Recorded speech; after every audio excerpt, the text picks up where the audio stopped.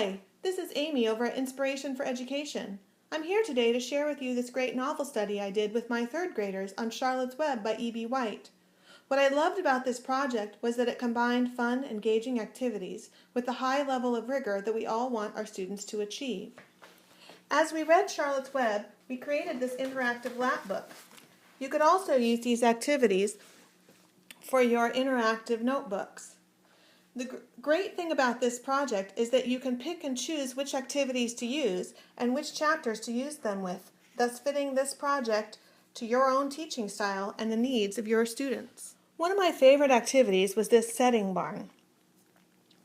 It is set up to allow you to focus on setting as many times as you choose. Here, I picked 2 chapters to focus on. I've set up the cards so that while the students identify both the where and the when, you can choose which one to add more details to. You can see this one described summer's end. Another great activity is this prediction crystal ball. I like to have students write their predictions on the lines underneath and then draw what actually happened on the cover. I found this next activity to be the most powerful. These are the character cards. For each of the main characters, students wrote about physical traits, character traits, feelings, and motivations. Then, on the back, students searched the book to find a quote from the character. By the end of the book, my students were experts at identifying character traits and motivation. The next activity I have here are the problem pig and solution spider. I use these to have students explain the main problem and the main solution, though you could also focus on a problem or solution from a specific chapter. This project comes with a couple different options for Venn diagrams. This one shows how we compared the book to the movie. However, there is also a blank Venn diagram that you can use to meet any one of your comparison standards. For my third graders, we compared Templeton's point of view to our own as part of our Common Core standards. This project has 3 different ways to work on sequencing. You can choose to use all or only one of them. The first is the sequencing wheel. Students follow the sequencing words that are listed to sequence the events in the whole book or in just one section of the book. You can also work on sequencing with this sequencing fan. I like to keep it clipped together with a paper clip so that it doesn't flap when not in use. Here you can see that I sequenced the events in Chapter 4 when Wilbur's day was ruined by rain.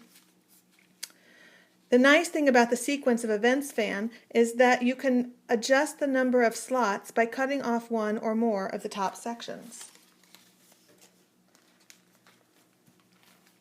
The final sequencing activity is this timeline.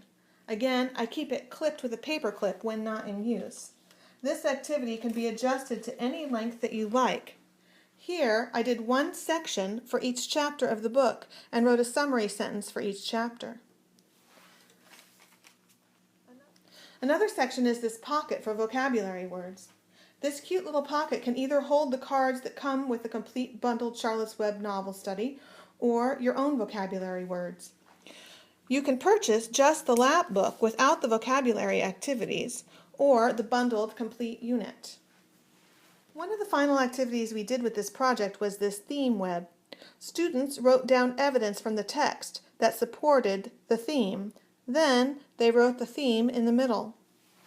The final 2 sections of this lap book include this text connections flip book, which allows students to make connections to self, other texts, and the world, and this Ask Questions flipbook.